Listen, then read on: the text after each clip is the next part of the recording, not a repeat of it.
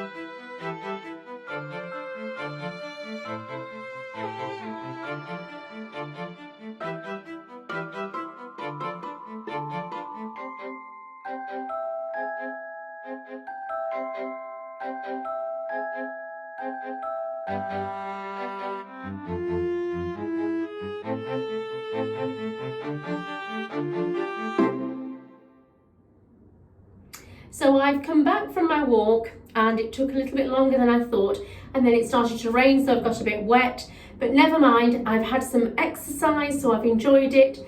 And even though I said I wasn't going to buy anything, I did end up buying one thing, and I'll show it to you. So I bought this dish with some cacti inside it, so the cacti are displayed in there, and I thought I didn't want to buy anything, but I thought I could use this maybe in future videos, so it would be a nice decorative item just to have next to me when I was making other videos. So I've bought that and I've carried it back carefully. So thank you for watching this first part of the video. Hope you enjoyed it, and in the second part of the video there'll be a book review.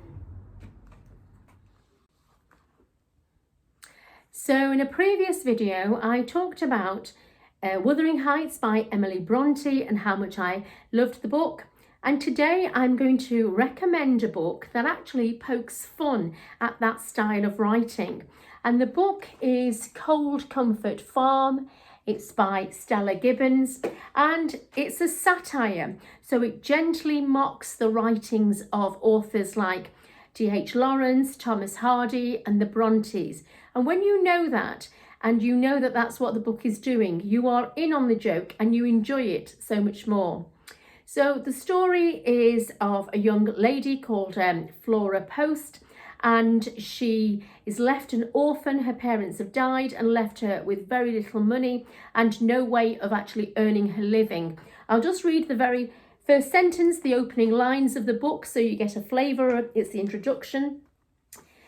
The education bestowed on Flora Post by her parents had been expensive, athletic and prolonged.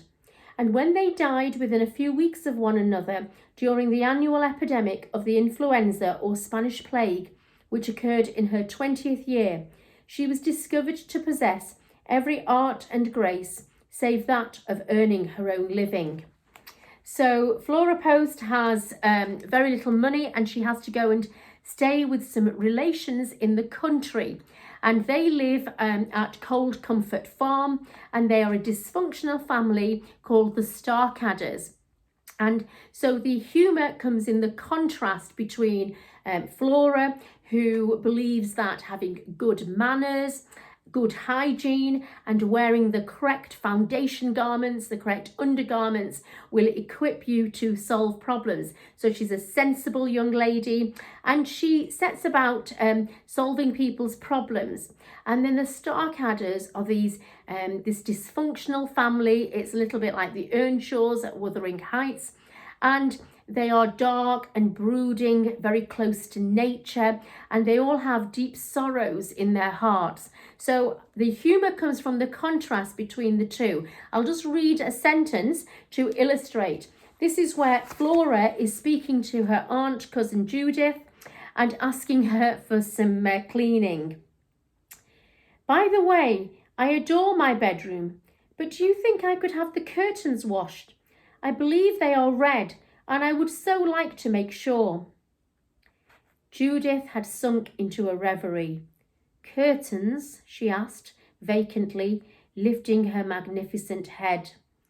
Child, child, it is many years since such trifles broke across the web of my solitude. So you get the idea. We have these intense, deep, brooding characters, and then we get Flora. I think the humour is because imagine a Jane Austen character like Miss Emma Woodhouse finding herself suddenly living with the Earnshaws at Wuthering Heights, and you would see what happens there. So she sets about getting to befriend the members of the family, and she solves their problems. It's a really charming book. It's a witty, funny book, and it will cheer you up. So if you've had enough of reading dark, depressing books, then pick this one up, Cold Comfort Farm by Stella Gibbons.